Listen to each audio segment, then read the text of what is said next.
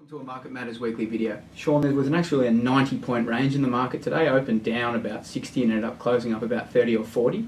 What are you seeing in the index here? Do you think that the US dollar, Aussie dollar selling has finished, or there's more to go? Well, there's a lot going on. I think it's a really interesting time. First thing is spring's in the air. Obviously we're inside for the video today because the birds are too noisy outside, so we'll be outside again soon when the birds get quieter. Market actually swung 120 points today. Yep. You lost 20% very quickly there. And it's the start of a new month, start of a new quarter.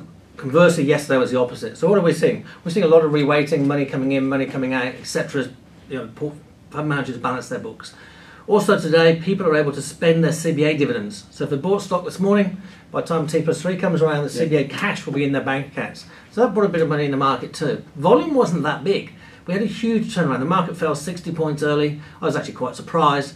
And then rallied very, very well all day, fundamentally. At the same time, retail sales figures were worse than expected. Aussie dollar got smashed again, well under 87 cents. So that hasn't finished. So to answer that question, I think the Aussie still goes lower. In other words, the US goes a lot higher. That could be a problem ongoing. Our market, to me, at the end of the day, I think getting up around these levels, I still think she goes down. Awesome. We got to 52.20 today in the SPY, I think 52.40 in the cash. I think it'll go under 5200 in the next few weeks, but the market is in the area where you should be buying on the back foot, in my opinion. The banks are yielding, or they were today before the rally, over 6%. That starts to become very, very attractive, especially when you gross up the franking credits. Yep.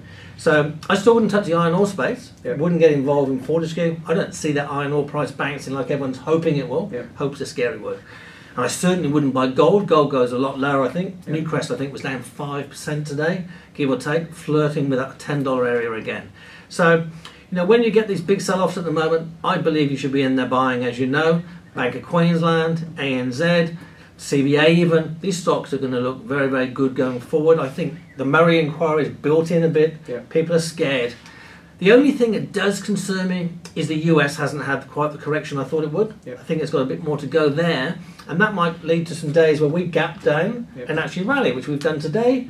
We did a bit over the last few days. So the internals of our market are improving. Our market's closing better than it opens the last couple of days, whereas over the last 2 weeks we've just been getting hammered all day, closing near our lows. So that's a relative strength as the stock market is starting to look for a low, sniff at a low. Do I think it's there yet? No, I don't.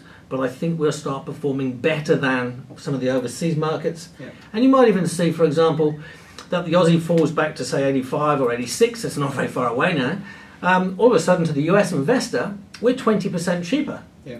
So at some point in time, someone that's smart enough to get out earlier can put their hand up and say, I'll have a few of those. That's good, don't you? Yep. And just a quick one on Ansell, the one stock in your portfolio that's US dollar earner. Yep. Had a good day today. I think it was up about 1.8%. Would you be adding to that position at the moment? You did indicate the other day your stop on that stock would be about 19.10.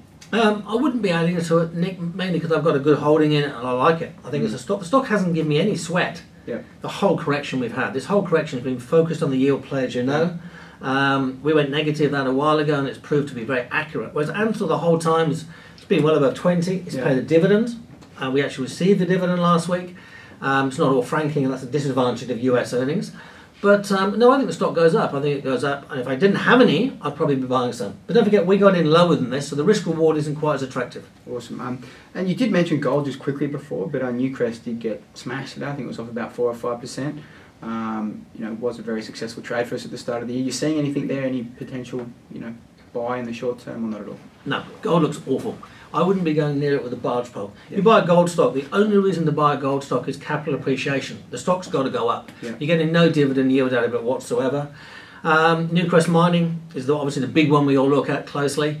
Around $10. I still think that will go back under $7. Yep. I still think that gold will drop another $100 from here.